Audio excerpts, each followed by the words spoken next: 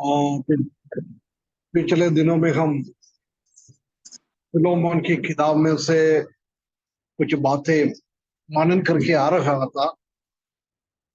कम से कम 7-8 क्लास ले लिया है। पिछले हफ्ते हम देख रहा था कि फिलोमन की किताब में से एक 10 ऐसी बातें हमको बहुत प्रोत्साहन देने वाला और हम दूसरों को प्रोत्साहन देने का लायक परमेश्वर की वचन के बारे में इस किताब में हम देख सकता है। और उसमें से 3 पॉइंट हमने पिछले हफ्ता देखा।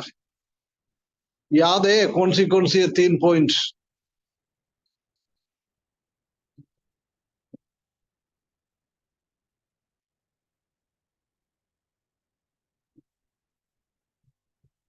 भाइयों, किसी को याद है क्या 3 पॉइंट क्या क्या था?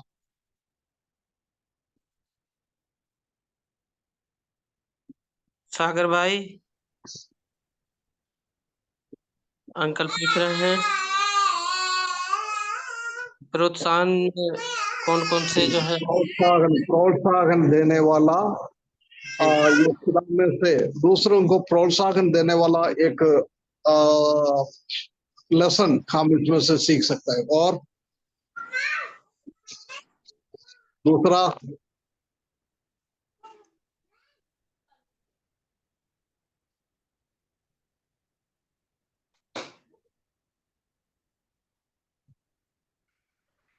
प्रार्थना का एक अच्छा उदाहरण हम इस किताब में देख सकते हैं।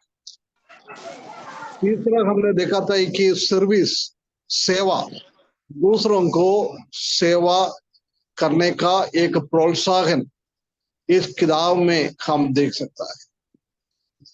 आज हम देखे बाकी पॉइंटों तो कितना हो सकता है उतना हम करेंगे। और उसमें है मेंटरिंग। मेंटरिंग है ना। मेंटरिंग मतलब दूसरों को सलाह देना, मार्ग निर्देश करना। इस किताब में हम वो बात को भी देख सकता है कि एक मार्ग निर्देशन करने वाला, एक मेंटरिंग करने वाला एक लेसन को हम इसी के अंदर देख सकता है। हम उसका 10 से लेकर 13 पद तक हम पढ़ेगा तो उसमें देखा है, मैं अपने बच्चे ओनेसिमुस के लिए जो मुझसे मेरी खैद में जन्मा है तुझसे विनती करता हूँ। वो तो पहले तेरे कुछ काम का ना था, पर अब तेरे और मेरे दोनों के बड़े काम का है। उसी की अर्थात जो मेरे हृदय का टुकड़ा है, मैंने उसे तेरे पास लौट दिया है।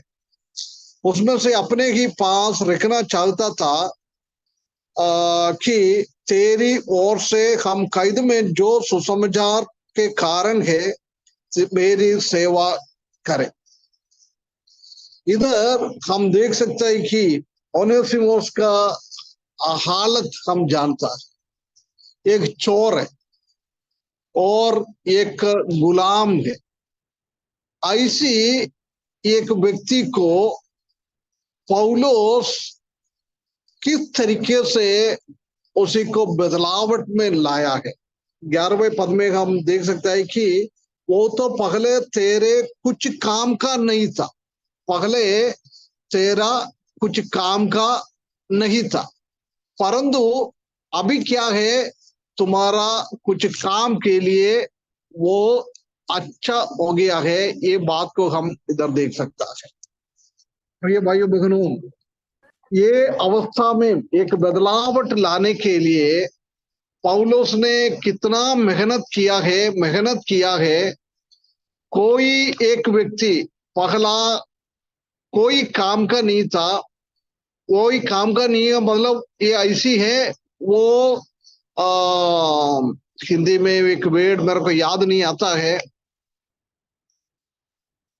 नाकाम की है ना, नाकाम नाकाम ऐसा कुछ बोलता ना।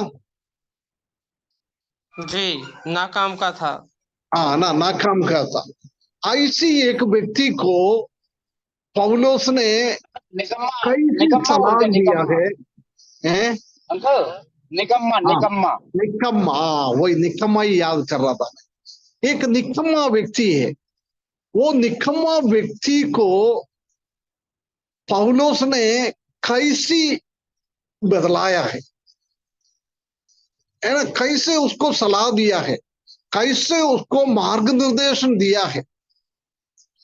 वो बोल रहा है अभी तुम्हारे लिए भी काम का है, मेरे लिए भी काम का है, परमेश्वर की राज्य के लिए भी एक काम का व्यक्ति बन गया है। प्रिय भाइयों बहनों, कितना एक बड़ा एक उपदेश, एक सिद्धांत हम इसी में देख सकता है। ऐसी एक व्यक्ति को अभी उसी का जीवन में बहुत बड़ा एक परिवर्तन आ गया, एक चेंज उसी के जीवन में आ गया। किसके कारण? पौलुस के कारण। हम जानते हैं कि पौलुस कहाँ पड़ा था, उधर ही ओनेसिमोस पकड़ के उसी जेल में डाला है। जो पौलुस उसी को सुसमाचार सुनाया है, वो प्रभु में आया है। सिर्फ पौलुस यही नहीं किया है, सुसमाचार सुना के उद्धार के रास्ते में आकर ओनेसिमस को छोड़ दिया है, ऐसा नहीं किया है। उसने ऐसी काम किया है कि वो ओनेसिमोस एक प्रभु के लिए, परमेश्वर के लिए, परमेश्वर का संत जनों के लिए उसका मास्टर है फिलोमोन, मास्टर को एक अच्छा जीवन, अच्छा एक उपयोग की पात्र बनने के लिए, एक बदलावट में लाने के लिए इतना तरीके से मार्गनिर्देशन दिया है, उसको ऐसी सिखाया है। हम बहुत बार हम क्या करता है, लोगों को उद्धार के रास्ते में तो लेके आता है, परंतु आगे कैसे जीवन बिताना है वो सलाह हम नहीं देता है, उसी के पीछे हम पढ़ता भी नहीं है। परंतु पौलुस के जीवन में हम देख सकता है कि एक अच्छा एक उदाहरण, एक अच्छा एक दृष्टांत है, दूसरों को सलाह देने वाला पौलुस। हम कितना दूसरों को प्रोत्साहन करने के लिए, दूसरों को प्रभु के लिए मजबूत बनने के लिए, नाकाम एक व्यक्ति को प्रभु में लेके आया है। वो कैसे परमेश्वर का काम के लिए और कैसा प्रभु का दास लोगों का काम के लिए और कैसे वो कलीसिया का काम के लिए कैसे उसको बदलावट में लेके आता है, वो मेन चीज है। जानता है कि उद्धार पाने के द्वारा वो स्वर्ग में तो पहुंचेगा, परंतु हम अभी वो रिवार्ड, प्रतिफल के बारे में सीख रहा है। हमको सिर्फ स्वर्ग में पहुंचने का नहीं है हमारा लक्ष्य। हमारा लक्ष्य यही है कि जब हम स्वर्ग में जाए हमको कुछ पाए, परमेश्वर से, प्रभु यीशु मसीह से हम कुछ पाए, ये परमेश्वर हमसे चाहता है। उसके लिए हमको दूसरों को मोड़ना है ना। प्रभु ने सुसमाचार सुनाने के टाइम परमेश्वर ने उनको मोड़ दिया है, परंतु अभी कलीसिया का, हर एक विश्वासियों का, इवांजलिस्ट लोगों का, प्राचीन लोगों का ये उत्तरदायित्व है कि वो उद्धार पाया वो व्यक्ति को और प्रभु का महिमा के लिए मोड़ना है। उधर बोल रहा है वो तो पहले तेरे कुछ काम का ना था, नाकाम था, नालायक एक व्यक्ति था, परंतु अभी वो तेरे और मेरे दोनों के काम का नहीं, बड़े काम का है, बड़े काम। देख कितना एक परिवर्तन पौलुस ने, ये ओनेसिमोस के चोर है, एक नाकाम है और एक गुलाम है, ज्यादा पढ़ा लिखा नहीं है, ऐसी एक व्यक्ति को प्रभु के लिए मोड़ना, उसके लिए बहुत दया, परमेश्वर का कृपा बहुत जरूरी। बिना परमेश्वर का अनुग्रह से हम ये काम नहीं कर सकता। अभी तक हमने ये काम नहीं करेगा तो हम परमेश्वर के पास आके परमेश्वर से हम विनती करें, प्रभु ये काम मुझे दे। मैं ऐसी काम करने के लिए मेरा कलीसिया के लोगों को, मेरे साथ कितना लोग संबंध में रहता है, ऐसी लोगों को प्रभु में मूड़ने के लिए, प्रभु के लिए, महिमा के लिए, उसको लेके आने के लिए मैं काम करूं। प्रभु मुझे ऐसी एक मुझे ऐसी बनाओ, मैं ऐसी करे। हम जानता है कि हम पहले अपमान की पात्रता है ना, हम कोई काम का पात्र नहीं था, परंतु प्रभु यीशु मसीह में हम आया है, हमको माननीय पात्र बन गया, ऑनरेबल वेसल। पहले हम डिसऑनरेबल था, परमेश्वर की हमारा ये वेसल है, हमारा ये पात्र है, हमारा शरीर हमारा प्रभु का काम का एक पात्र है। परमेश्वर ने पहले हम अनादर की पात्र थे, परंतु प्रभु यीशु मसीह में हम आया है, जब हमारा अनादर का पात्र को परमेश्वर ने आदर का पात्र में बदल दिया है। ये बदलावट हमारे जीवन में आने के लिए, नहीं तो दूसरे के जीवन में वो बदलावट आने के लिए हमको क्या करना है, हमको मेंटरिंग का काम करना है, दूसरों को सलाह देना है, दूसरों को मार्गनिर्देश देना है। ये परमेश्वर हमसे चाहता है। ये काम हम कितना लोग करता है। एक व्यक्ति कलीसिया में जन्म होता है, परमेश्वर की भवन में जन्म हो जाता है, उसी को हम ऐसे आगे बढ़ाता है। एक बार हम देखें, ये छोटी सी किताब में बहुत बड़ा एक लेसन इसी के द्वारा हम देख सकता है, और कई पत्रिका में ऐसी चीजें हम देख नहीं पाता, परंतु ये है छोटा सा ही पत्रिका है, परंतु ऐसी ऐसी प्रायोगिक जीवन के बारे में इसी किताब में लिखा हुआ है। भरा हुआ प्रोटीन का एक दवाई की जैसी परमेश्वर का ये वचन में लिखा हुआ है। परमेश्वर हमको मदद करे, आने वाला दिनों में हम लोगों को प्रभु के लिए मूड़ने का काम, प्रभु का महिमा के लिए यूज करने का काम हम करने के लिए परमेश्वर हमको सहायता करे। और हम देख सकता है उसका 5वें पॉइंट में रिलेशनशिप, रिश्ता। इधर हम देख सकता है कि पौलुस कैसे रिश्ते में ये लोग को जोड़ रहा। पहले हम जानता है कि एक गुलाम और एक मास्टर, ये दोनों के बीच में ज्यादा एक अच्छा रिश्ता नहीं था। ठीक है, गुलाम और ये सर्वेंट, दास और मास्टर, इसी के अलावा कोई ये नहीं था। परंतु इधर हम देख सकता है कि ओनेसिमोस का वो भी टूट गया था, वो रिश्ता भी टूट गया था, क्योंकि उसने फिलोमोन के साथ गलत काम कर लिया है, गलत काम करके उधर से भाग गया है। इसलिए अभी फिलोमोन के साथ वो दास और गुरु का वो रिश्ता भी है नहीं। परंतु ऐसी बिना रिश्ते में परमेश्वर ने उसको क्या है, एक अलग तरीके से रिश्ते में लेके आया। उसका 10वें पद में लिखा है, मैं अपने बच्चे ओनेसिमोस के लिए तुझसे मेरी कैदा जन्म तुझसे विनती करता हूं। देख, मेरी बच्चा है, मेरे बच्चा। देख, पहले ओनेसिमोस का रिश्ता पौलुस के साथ कुछ भी नहीं था, परंतु इधर हम देख सकता है कि जब प्रभु यीशु मसीह को उसने उद्धार करते के रूप में स्वीकारा है, जब उसने उसको अपना बच्चा समझता, एक बाप और बेटे का रिश्ते में बदल गया है। कितना एक बहुत बड़ी बात इधर हम देख सकता है। और 15-16 पद में भी हम देख सकता है कि कौम की क्या जाने वो तुझसे कुछ दिन तक के लिए इसी कारण अलग हुआ कि सदैव तेरे निकट रहे, परंतु अब से दास की नाई नहीं। 16 पद में दास की नाई नहीं, वरन दास से भी उत्तम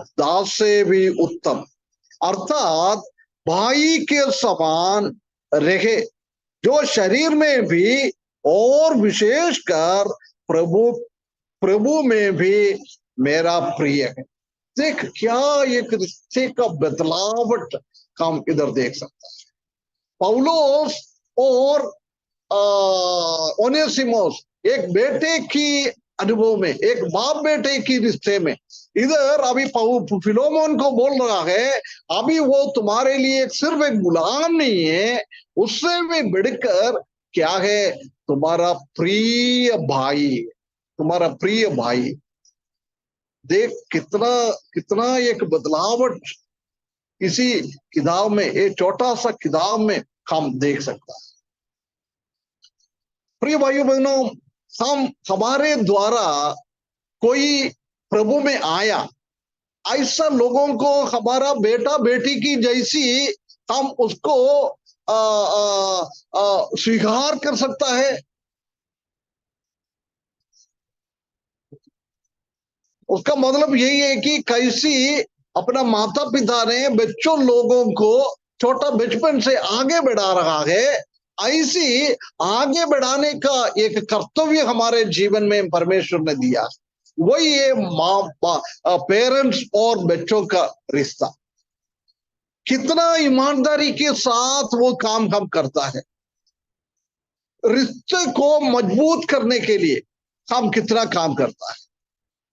पौलुस ने तो मान लिया ये मेरा बेटा है, उसके बाद उनका फिलोमोन से भी वो विनती करता है अभी ये तुम्हारे लिए सिर्फ एक दास नहीं है, दास से भी उत्तम है, अर्थात भाई के समान है, और आखिरी में लिखा है वो प्रिय है, प्रिय है, प्रभु यीशु मसीह में भी प्रिय है। देख अभी रिश्ता पौलुस के साथ अच्छा रिश्ता हो गया, फिलोमोन के साथ अच्छा रिश्ता हो गया, और प्रभु यीशु मसीह के साथ भी एक अच्छा रिलेशनशिप बना दिया।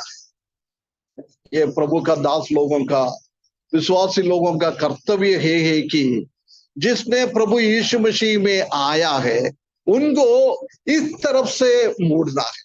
प्रभु के साथ, हमारे कलीसिया के लोगों के साथ, हमारे साथ एक अच्छा रिलेशनशिप में लेके आना, ये परमेश्वर हमसे चाहता है।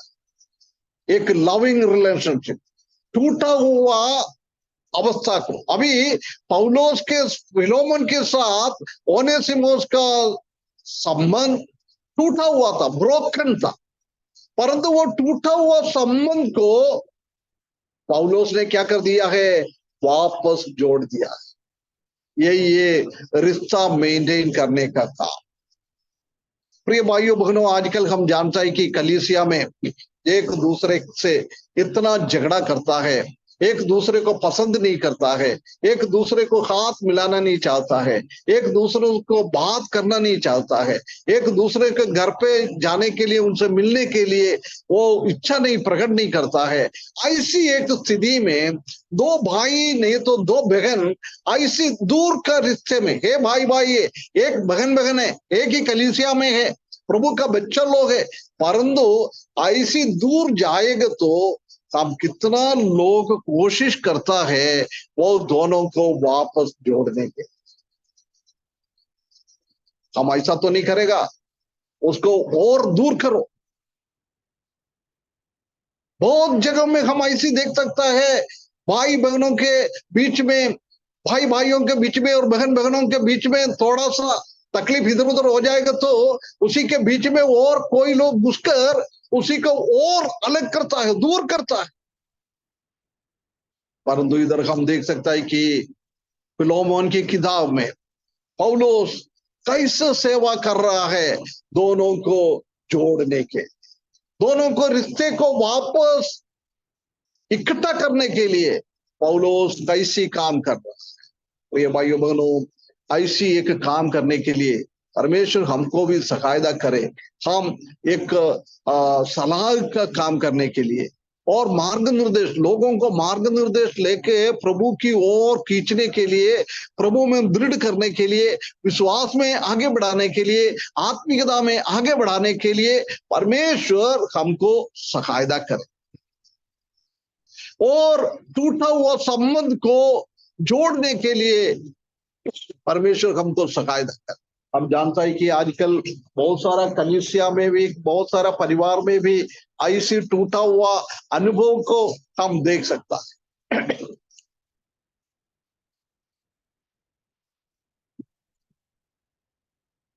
ऐसी एक टूटा हुआ अनुभव, हम रोज 8:30 वाला प्रेयर में हम प्रार्थना करता है, प्रभु बहुत सारा घर आजकल एक टूटा हुआ अनुभव में, ब्रोकन अनुभव में तलाक लिया है, तलाक दे दिया है, कई लोग तलाक के रास्ते में आके खड़ा है।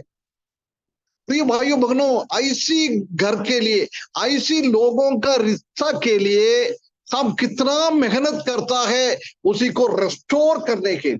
रेस्टोर मतलब वापस पहले का अनुभव में लेके आने के लिए। ये पौलुस वही काम किया है। प्रिय भाइयों बहनों, परमेश्वर हमको सहायता करे, हम इसी अवस्था में आगे बढ़ पाए, एक दूसरों को प्रभु का रिश्ते में प्रभु के साथ जोड़ने के लिए, अच्छा प्रभु के साथ एक अच्छा रिश्ते में आगे बढ़ने के लिए, और भाई लोगों के बीच में एक अच्छा रिश्ता, बहन बहनों के बीच में एक अच्छा रिश्ता, एक आत्मिक रिश्ता में आगे बढ़ने के लिए हम दूसरों के लिए काम करना बहुत बहुत जरूरी है ना। आज 2 पॉइंट को हमने देखा है, मेंटरिंग, सलाह देना, मार्ग निर्देशन देना दूसरों को आत्मिकता में आगे बढ़ाने के लिए। दूसरा, रिलेशनशिप मेंटेन करवाना है, हमारा रिश्ता, टूटा हुआ रिश्ता को जोड़ना है। ये काम परमेश्वर ने कलीसिया में हमको दिया हुआ है, वो काम हम उत्तरदायित्व के साथ, ईमानदारी के साथ ये करना बहुत जरूरी है।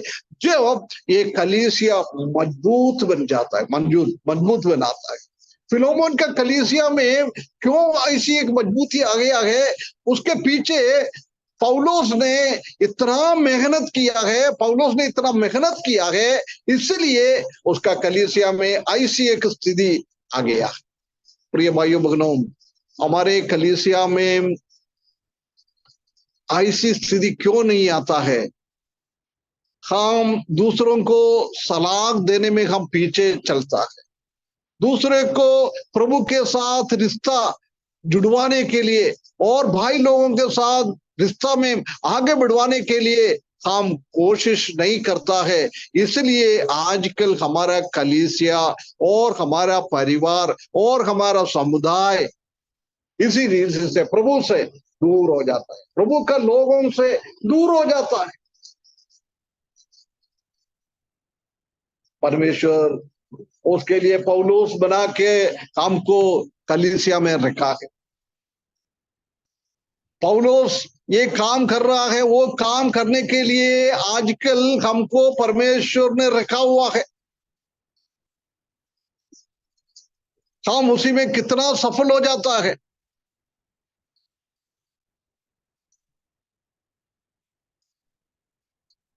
हम और कई लोगों के कलीसिया में एक व्यक्ति को सुसमाचार सुना के उनका कलीसिया को दिया है, भैया मैंने इसको सुसमाचार सुना के ये प्रभु में आया है, अभी मैं दूर रहता है, मेरे को पर्सनली उनसे जाके इतना मिलने के लिए वो असंभव है। उसी टाइम वो कलीसिया का कर्तव्य है कि उसी को आगे बढ़ाए, उसी को सलाह दे प्रभु में आगे बढ़ने के लिए। निकम्मे लोगों को प्रभु की काम के लिए उसको आगे बढ़ाना, प्रभु के दास और लोगों के साथ उसी को रिश्ता अच्छा करवाना, ये हमारा कर्तव्य है। परंतु कई जगहों में क्या करता है, जब ऐसी कोई लोग उसी कलीसिया में किसी को सुसमाचार सुना के उनको सौंप दिया तो वो लोग मेहनत नहीं कर रहा। उसके लिए मेहनत का जरूरी है, प्रार्थना का जरूरी है। इतना इजी नहीं होने वाला चीज है। अभी मैं आप लोगों को परमेश्वर का वचन सिखा रहा है ना। मैं इतना इतना ज्ञान मुझ में नहीं है एकदम आके कुछ भी बोल के आपको मैं सिखाऊं। आपको 1 घंटा मेरे को सिखाने का तो कई घंटा उसके लिए मेरे को मेहनत करना पड़ेगा। हमारे कलीसिया का लोगों को आत्मिकता में आगे बढ़ाने के लिए प्रिय भाइयों बहनों हमको मेहनत का बहुत जरूरी, मेहनत का हमको करना पड़ता है। घंटों घंटों उनके घर पे जाना, उनसे बात करना है, फोन पे बात करना है, ऐसी बहुत सारी चीजें। कभी कभी हमारे जेब से पैसा भी खर्चा हो जाता है कई लोगों को पगले प्रभु में लाने के लिए। कई तकलीफ परेशानी ऐसी भाई लोग है तो उनका थोड़ा मदद भी करना बहुत जरूरी। ऐसी हमारा समय, हमारा आर्थिकता और हमारा शारीरिक अवस्था, ये सब उसके लिए काम करना है। पौलुस के जीवन में वही हम देख सकता है। पौलुस ने इसमें अपना शरीर की ओर वो इतना मेहनत कर रहा है। उसको चाहिए तो वो जेल में बोला, अरे यार भैया मेरे को इतना तंग कर रहे लोग, मेरे को मार रहे, मेरे को पीट रहा है, हैं? इतना हम मेरे को पीड़ा दे रहा है, मैं क्या करूं, मैं थोड़ा आराम करूं। उसको चाहिए तो वो कर सकता था, परंतु हम देख सकता है कि उसने ऐसा नहीं किया है। उसने उनके सामने कितना टाइम है उतना टाइम परमेश्वर के लिए उसने यूज किया है। हम देखिए हमारा 24 घंटा परमेश्वर देता है। इस 24 घंटे के अंदर कितना घंटा हम परमेश्वर की महिमा के लिए, नहीं तो दूसरों को ऐसी प्रोत्साहन करने में और दूसरे को हम प्रभु में लाने के लिए और प्रभु के साथ रिश्ता बनाने के लिए, भाई लोगों के साथ रिश्ता बनाने के लिए हम कितना मेहनत कर रहे हैं, हम कितना कोशिश कर रहा है। प्रिय भाइयों बहनों, मसीही जीवन इतना सरल जीवन नहीं है। लोगों को प्रभु में दृढ़ करने के लिए, आत्मिकता में और दृढ़ करने के लिए ये बिल्कुल आसानी काम नहीं है। हम सोचने के जैसी नहीं है। वो सिर्फ प्रार्थना से नहीं होता है, उसके लिए हमको धन मन से हमको कुछ करना है। पौलुस वही कर रहा है इधर। प्रिय भाइयों बहनों, हम कितना प्रभु के लिए लोगों को इकट्ठा करने के लिए, लोगों को आत्मिकता में बढ़ाने के लिए हम कितना कितना हम कोशिश कर रहा है। एक बार हमको अपने बारे में सोचना, एक मैंडेटरी सलाह देना, मार्गनिर्देशन देना, और दूसरा एक अच्छा रिश्ते में लेके आना। और 6वां पॉइंट में हम देख सकता है कि इक्वालिटी, समानता। कलीसिया में बहुत बहुत इक्वालिटी, एक दूसरे के साथ हमारा हमारा संबंध एक जैसी हमको समझना है। इधर हम देख सकता है कि उसका 15वां से और 17वां पद में हम देखेंगे तो लिखा है, क्योंकि क्या जाने वो तुझसे कुछ दिन तक के लिए इसी कारण अलग हुआ कि सदैव तेरे निकट आ जाए, परंतु अब से दास की नहीं वरन दास से भी उत्तम अर्थात भाई के समान, भाई के समान रहे। समानता क्या है? ओनेसिमोस और फिलोमोन और पौलोस, ये इसका सबका जमीन आसमान की फर्क है। परंतु इधर पौलोस बोल रहा है तुम क्या करना है? समानता में रहना, समानता में रखना है। समानता बहुत बहुत जरूरी है। समान जगह जो शरीर में भी और विशेषकर प्रभु में भी। समानता किस किस में है? शारीरिक रीति से भी समानता और आत्मिक रीति से भी समानता। तो ये भाइयों बहनों, हम एक दूसरों को हमारे समान हम देख सकता है ना। प्रभु यीशु मसीह फरीसी लोगों को बोला है, तुम्हारे बीच में कोई अच्छा कपड़ा पहन के कोई धनी व्यक्ति आएगा तो उसको लेके आगे बिठाएगा, आ जाओ आ जाओ आ जाओ इधर बैठो। परंतु एक गरीब व्यक्ति, फटा हुआ कपड़ा है, अच्छा साफ नहीं है, ऐसी कपड़ा पहन के कोई आएगा तो उसी के और कोई देखता भी नहीं है, उसको बैठने के लिए भी नहीं बोलता है। आजकल हमारा कलीसिया में भी यही फरीसी लोगों का हालत आ गया। धनी लोग आ जाएगा तो उसको ज्यादा ऊंचा उठाता है, गरीब लोग आएगा तो उसको नीचे दिखाता है। कलीसिया में समानता है नहीं है आजकल। इसलिए कलीसिया में बहुत सारा गड़बड़ियां, कलीसिया में बहुत सारा झगड़ा भगड़ा, ये सब इसलिए हो रहा है कि ऐसी एक समानता का स्थिति नहीं है। पौलुस फिलिपियों की किताब में 2 अध्याय में हम देख सकते हैं कि उधर क्या बोल रहा है, अपने भाई को अपने से भी श्रेष्ठ समझना है। अरे भैया, समानता में नहीं समझता है फिर श्रेष्ठ कैसे समझेगा हम? परमेश्वर की सिद्धांत यही है कि हमारा भाई लोगों को ऊंचा समझना है। अभी ओनेसिमोस और फिलोमोन उनका सोसाइटी में बहुत एक ऊंचा पोजीशन में रखने वाला व्यक्ति है, परंतु ओनेसिमोस उनका उधर बिल्कुल एक गुलाम है, गुलाम से भी बढ़कर अभी एक चोर है, एक नाकाम की एक कुछ काम का नहीं निकला है, ऐसी एक व्यक्ति है। परंतु पौलुस क्या बोल रहा है, तुम्हारा भाइयों को तुम समानता में रखना है। और बोलता 17वां पद में, सो यदि तू मुझे सहभागी समझता है तो उसे इस प्रकार ग्रहण कर जैसे मुझे। भाइयों बहनों, पौलुस बता रहा है ना, वो बात को थोड़ा सा आप ध्यान दें। क्या लिखा है? यदि तू मुझे सहभागी समझता है। फिलोमोन को पौलुस को सहभागी समझने में नहीं इतना मुश्किल नहीं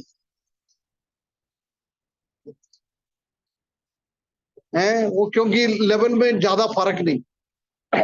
परंतु उसके बाद बोल रहा है तो उसे इस प्रकार ग्रहण करो जैसे मुझे, तुमने मुझे सहभागी समझता है।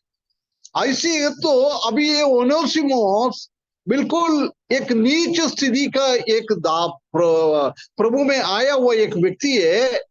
अभी तुमको ये करना है कि उनको भी तुम उसी स्थिति में मानना। एक इक्वालिटी, समानता, भाई भाइयों के बीच में, बहन बहनों के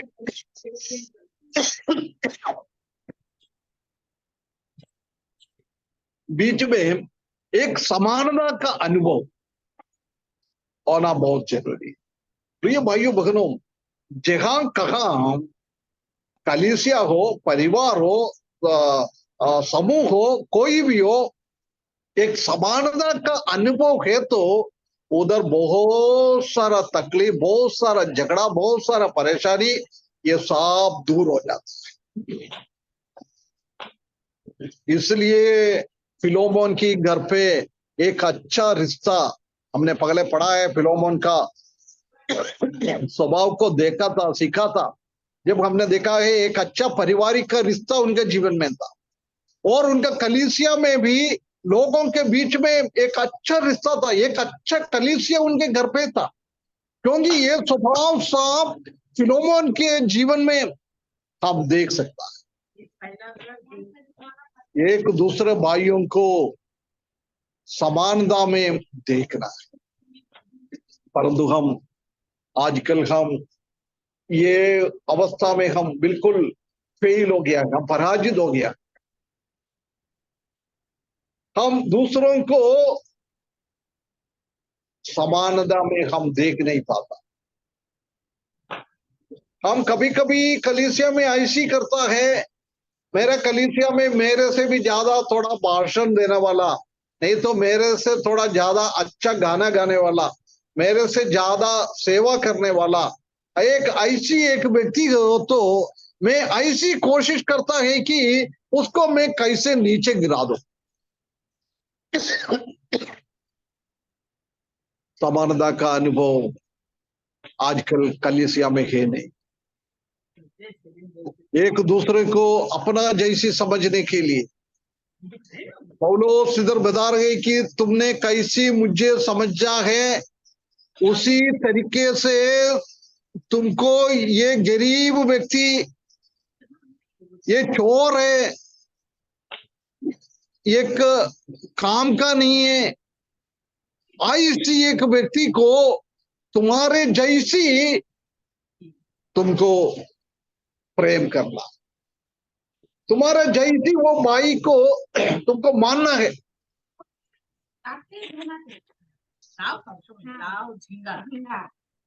कौन है भाई?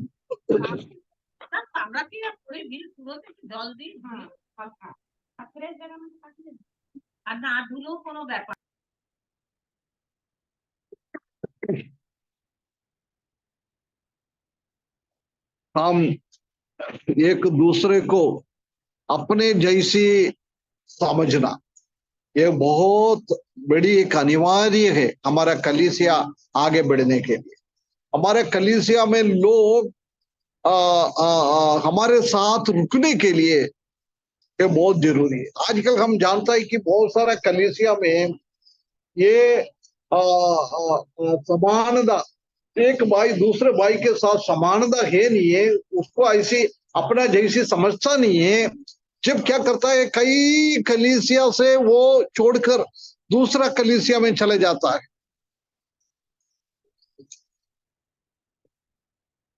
कई लोग ऐसी है, हमारा ब्रदरन का विश्वास छोड़कर दूसरा समूह में चले जाता है।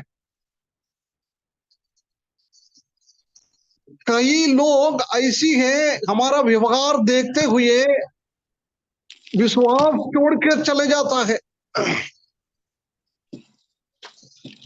प्रिय भाइयों बहनों, जब प्रभु यीशु मसीह का न्याय के सिंहासन के सामने हम खड़ा हो जाएगा, जब इसी हरेक चीजों के लिए हमको क्या देना है, हिसाब देना है, हिसाब देना है। बोले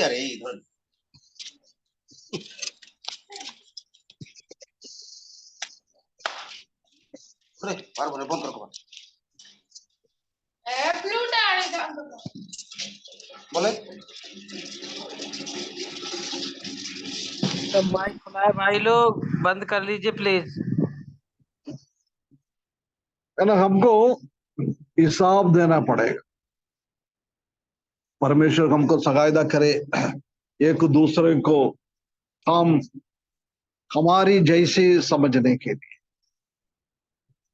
वो हमारे से भी ऊंचा हो, हमारा से भी नीचा हो, कोई भी हो, उसको हम उसी हिसाब से मानने के लिए परमेश्वर हमको सहायता कर। 3 पॉइंट को हमने देखा है। मेंटरिंग, दूसरों को आत्मिक रीति से आगे बढ़ाने के लिए हमारा ये कर्तव्य है कि दूसरों को उसी हिसाब से मार्ग निर्देश देना है, सलाह देना है, सलाह देके उसको प्रभु के लिए मोड़ना है। और हम देखा है रिलेशनशिप, रिश्ता, भाई भाइयों के बीच का रिश्ता और भाइयों का प्रभु के साथ का रिश्ता, कलीसिया के बीच का रिश्ता, ये मजबूत बनाने के लिए पौलुस की जैसी फिलोमोन की किताब में क्या लिखा है, ऐसी हमको करना बहुत जरूरी है प्रिय भाइयों बहनों। और तीसरा हमने आज देखा है इक्वालिटी, समानता, एक दूसरे को अपने जैसी समझने के लिए, अपने से भी बड़ा समझने के लिए परमेश्वर हमको सहायता करे। और हम 7वां पॉइंट में देखा है फॉरगिवनेस, एक दूसरे से क्षमा करना। वो भी इसी किताब में हम बहुत अच्छी तरफ से देख सकता है उसी को कैसे वो क्षमा करता है। 17 से लेकर 19 पद तक हम वो देख सकता है। तो यदि तू मुझे सकभागी समझता है तो उसे उस प्रकार ग्रहण कर जैसे मुझे, और यदि उसने तेरी कुछ हानि की या उस पर तेरा कुछ आता है तो मेरा नाम पर लिख ले। मैं पौलुस अपने हाथ से लिखता हूं कि मैं आप भर दूंगा, और उसके कहने की कुछ आवश्यकता नहीं कि मेरा कर्जा जो तुझ पर है वो तू ही है। इधर हम पौलुस फिलोमोन को बता रहा है, मेरे को मालूम है ये बहुत बड़ा गलती करके गया है, तुम्हारे घर से ये कुछ चीजें चोरी करके लेके गया है।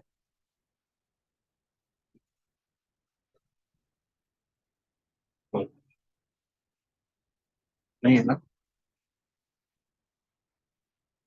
ठीक ठीक ठीक, ये ना उधर बोल रहा है तुम्हारे हिसाब से इसको तुम मार डाल सकता है, क्योंकि उसी जमाने में पहले भी मैंने याद दिलाया था कि कोई गुलाम लोग उसी का मास्टर के साथ कुछ गड़बड़ियां करके चले जाता है, उसी को पकड़ के बंदी गृह में डाल सकता है, उसी को इतना दंड दे सकता है, वो भी नहीं उसी को मार भी डाल सकता है। यदि पौलुस के फिलोमोन के पास ओनेसिमुस आ गया है, ओनेसिमुस ने ये गलत काम करके उधर से चले गया है, ऐसी है तो फिलोमोन यदि ओनेसिमुस को पकड़ के मार डाल दिएगा तो भी उधर का सरकार फिलोमोन के विरुद्ध में कोई केस फाइल नहीं कर सकता था। उसी टाइम का रूल ऐसी था। हम जानते हैं कि फिलोमोन का ओनेसिमुस के ऊपर का गुस्सा इतना बड़ा था, इतना बड़ा था, वो कभी भी उसके लिए योग्य नहीं था, फिलोमोन से माफी लेने के लिए योग्य ओनेसिमुस के जीवन में नहीं था। परंतु उसके लिए भी ये पौलुस काम कर रहा है। पौलुस ये सिखा रहे हैं कि तुम्हारे कलीसिया में एक दूसरों को माफ करना है, एक दूसरों को क्षमा करना है, जैसे प्रभु हमसे क्षमा किया है। हम जानते हैं कि पापी लोग थे हम, परमेश्वर का डिक्शनरी के हिसाब से हमको मृत्यु ही मिलना ही था, मृत्यु ही मिलना था। नरे के अंदर गहना, नरे के अंदर आग के अंदर हमको जाना गई था, यही था हमारा योग्य। परंतु हम जानता है कि हमारा वो स्थिति को परमेश्वर के सामने हम, परमेश्वर हमको कभी भी माफ नहीं देने के जैसी हमने पाप किया है, प्रभु से दूर हो गया है, परमेश्वर से दूर हो गया है, कभी भी परमेश्वर के पास हम जा नहीं सकता था, परमेश्वर का दया और करुणा हमारे ऊपर नहीं आ सकता था। परंतु प्रभु यीशु मसीह ने उसके बीच में, परमेश्वर के बीच में और मनुष्य के बीच में एक मीडिएटर बनकर वो रखा है। परमेश्वर से बोला, पिताजी मेरे को मालूम है ये लोग आपके पास आ नहीं सकता, पाप का फल मृत्यु है, वो इनको सहना ही है, परंतु मैं ये काम करता हूं, उन लोगों के मृत्यु के लिए मैं जाके मृत्यु सहूंगा, मैं जाके मरूंगा। प्रभु यीशु मसीह के मृत्यु के द्वारा जिसने उसमें विश्वास किया है, परमेश्वर ने उसको क्षमा कर दिया। हमारे पापों को पूर्ण रीति से परमेश्वर ने हमसे हटा दिया है। प्रभु कभी भी सोचता नहीं है, प्रभु परमेश्वर कभी सोचता नहीं है हम पापी है। ऐसी एक छुटकारा, ऐसी एक माफी परमेश्वर ने हमारे लिए दिया। परमेश्वर का अनुग्रह कितना बड़ा है, परमेश्वर का करुणा कितना बड़ा है। मालूम है अनुग्रह और करुणा का फर्क क्या है? दोनों एक ही है क्या? हेलो, अनुग्रह और करुणा, ग्रेस और मेर्सी अलग अलग अलग है, अलग अलग है। अलग है, अलग है सर जी, अलग अलग क्या है। क्या क्या फर्क क्या है? अनुग्रह परमेश्वर की दया से और करुणा एक मतलब करुणा एक दया है।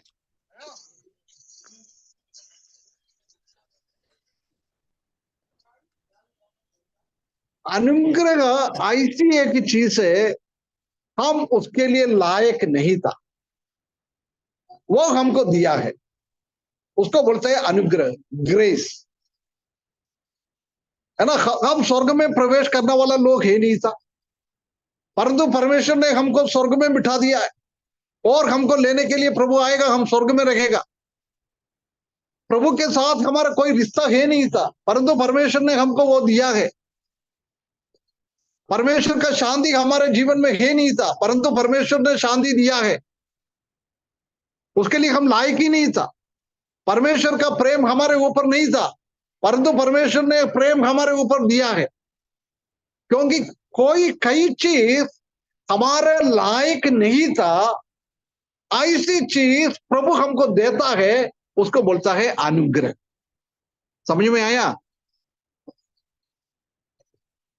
हेलो भाइयों, अनुग्रह का मतलब समझ में आया क्या है?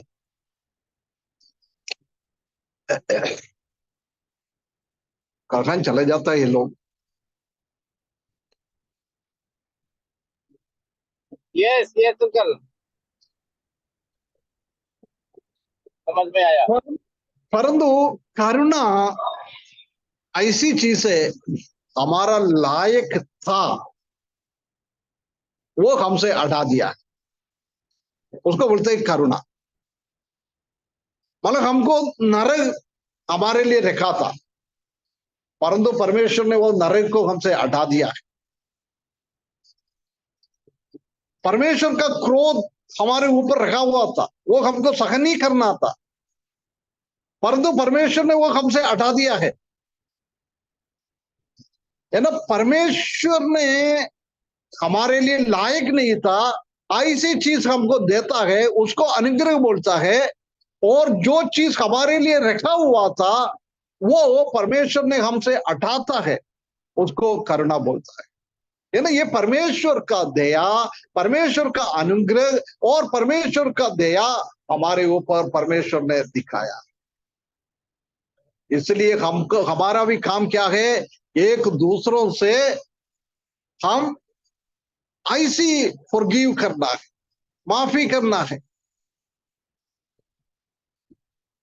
जैसे मैंने तुमसे माफ कर दिया है, ऐसा तुम भी एक दूसरे से माफ करना है।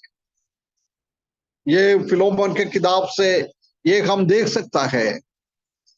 फिलोमोन ने ओनेसिमुस से माफ कर दिया है, उसी को क्षमा कर दिया है, उसको अपना भाई समझा। कितना एक बहुत बड़ा बदलाव हमारे जीवन में आ गया, उनका जीवन में आ गया। परंतु बहुत बार हम दूसरे भाइयों को बोलता है हमने क्षमा तो कर लिया है, परंतु बाद में कभी मौका आ जाएगा तो बोलता है भाई मेरे को अभी भी याद है पिछले बार आपने क्या किया है। हमारा क्षमा ऐसी होता है, हम मुंह से तो बोलता है क्षमा कर दिया, परंतु उसी का कुछ टुकड़ा एक हमारे हृदय के अंदर हमेशा हमेशा के लिए रहता है, वो और हमको दोष देता है। और बाद में कोई भी तकलीफ हो भाई ने हमारे विरुद्ध में किया तो हमारा गुस्सा उतना भड़क जाता है, क्योंकि पुराना भी हमने माफ नहीं किया है। प्रिय भाइयों बहनों, ये फिलोमोन की जैसे हम हमारा हमारा साथ रहने वाला भाइयों को, हमारा सहकर्मी लोगों को हम एक दूसरे से माफ करना बहुत बहुत जरूरी है। मेरा टाइम अभी आगे का पॉइंट में लेने के लिए अभी टाइम नहीं है, अभी भी मैं ऑफिस में बैठता है, अभी मेरे को वापस भी जाना है, इसलिए मैं इधर आज समाप्त करता हूं। हमने पिछले हफ्ते 3 पॉइंट को देखा था। एक दूसरे को प्रोत्साहन का कैसे करना है वो हम एक किताब में देख सकता है। दूसरा हमने देखा था कि इस किताब में प्रार्थना का कितना महत्व है वो हमारे जीवन में होना बहुत जरूरी है, और एक दूसरे को और प्रभु के लिए कैसा सेवा करना है वो भी इसी छोटा सा किताब में सिखा रहा है। ये 3 पॉइंट को हमने पिछले हफ्ता देखा था। आज हमने 4 पॉइंट देखा है। एक मेंटरिंग, सलाह देना, मार्ग निर्देश, दूसरे लोगों को मार्ग निर्देश देते हुए प्रभु में दृढ़ करना है, परमेश्वर का वचन में दृढ़ करना है, ये हमारा काम है। दूसरों को प्रभु के लिए मोड़ना है। कैसी नाकाम एक व्यक्ति को, नालायक एक व्यक्ति को पौलुस के द्वारा फिलोमोन का कलीसिया में, फिलोमोन का परिवार में और पौलुस का जीवन में एक अच्छा व्यक्ति, एक काम का व्यक्ति बना दिया है। ऐसी कई लोगों को हमको बनाना है। और आज हमने 5वें पॉइंट में, आज का दूसरा पॉइंट में हमने देखा है रिलेशनशिप, रिश्ता। लोगों को परमेश्वर के साथ का रिश्ता मजबूत बनवाना है और भाई भाइयों के, बहन बहनों के बीच का रिश्ता मजबूत बनवाना है, ये हमने देखा। और छठवा, आज का दूसरा पॉइंट हमने देखा है, तीसरा पॉइंट हमने देखा है इक्वालिटी, समानता। हम एक दूसरों को अपने से भी बढ़कर समझना है, कम से कम हमारे लेवल में हमको समझना है। किसी को भी नीचे ना देखे, किसी को भी नीचे करने के लिए कोशिश ना करें। हम जानते हैं कि हमारे बीच में बहुत सारा गलतियां हैं, हमारे भाई लोग इतना परिपक्वता में है नहीं है। ऐसी लोगों को हम साथ में लेकर चलना है, जब वो मैच्योरिटी में आ जाएगा, परिपक्वता में आ जाएगा, है ना। उसके बाद 7वें पॉइंट, आज का 4 पॉइंट, फॉरगिवनेस, माफी, क्षमा करना। एक दूसरे भाइयों को क्षमा करना। हो सकता है मनुष्य की रीति से देखेगा तो हम क्षमा कर नहीं पाता है, परंतु ये बहुत बड़ा कर्तव्य है। परमेश्वर ने हमारा पापों को क्षमा कर हमारे ऊपर दया और हमारे ऊपर करुणा दिखाया है। ऐसी हम भी दूसरे के ऊपर दया दिखाना है, दूसरे को माफी करना है, क्षमा करना है। परमेश्वर इस वचन के द्वारा हमको सहायता करे, एक अच्छा मसीही जीवन, एक अच्छा स्पिरिचुअल जीवन, एक आत्मिक जीवन हमारा व्यक्तिगत जीवन में भी, हमारा पारिवारिक जीवन में भी, हमारा कलीसिया में भी एक फर्क लाने के लिए इस वचन के द्वारा परमेश्वर हमको सहायता करे।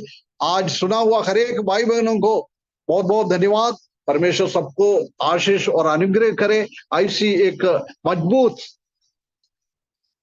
मसीही जीवन बिताने के लिए इस वचन के द्वारा परमेश्वर हमको सहायता करे, उसके बड़े नाम की महिमा हो।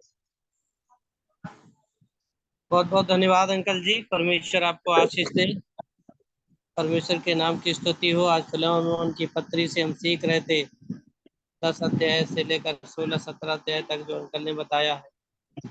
हमें लोगों को प्रोत्साहन करना है, और ये विषय तो हम और पहले भी सीख चुके हैं मेरे प्रिय भाई बहनों। यहाँ पर हम एक पौलुस के जीवन से देखते हैं कि वो पौलुस अपने लोगों को जिनको बढ़ाता है उनका तिरस्कार नहीं होने देता है।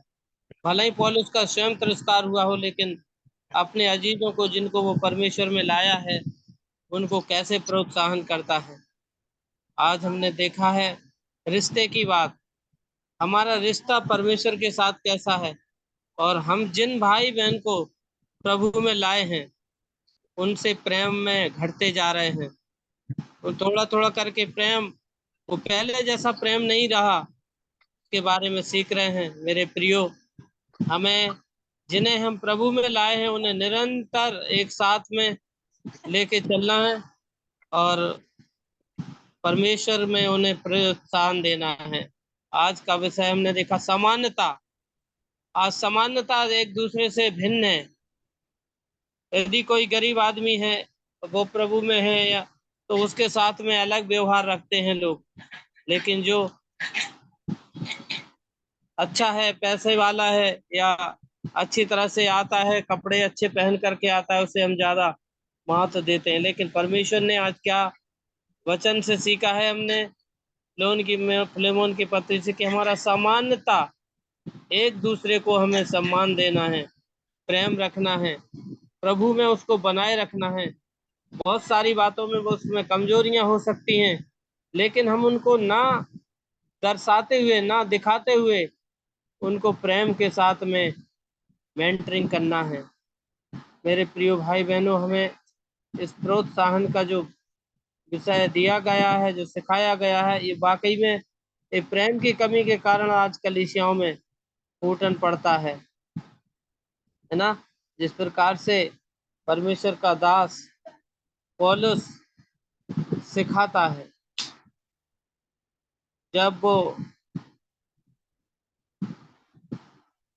एनेसुस को देखता है, उनकी वो पहले परमेश्वर के राज का नहीं था, परमेश्वर की बातों को नहीं जानता था, चोरी चपाटी करता रहा। लेकिन आज हम क्या देखते हैं कि वो कहता है आज तेरे भी काम का है, मेरे भी काम का है।